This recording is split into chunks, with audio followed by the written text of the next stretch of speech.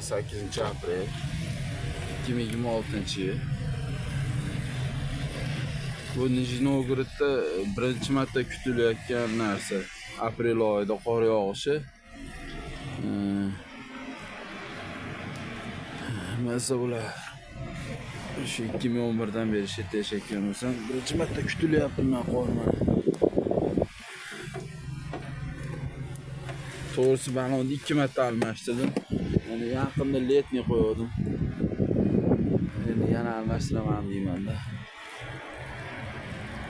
Zimni 3 kunmi 4 kun yurdim. Orada bir o'tgan safar yoqqan. Hozir yana qor yog'yapti-da qizil.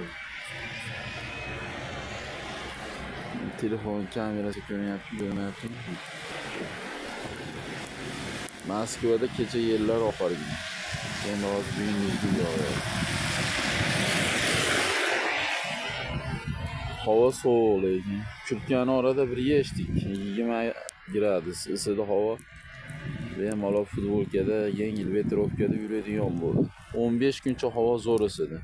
Shundan keyin yana havo shu qor yomg'irda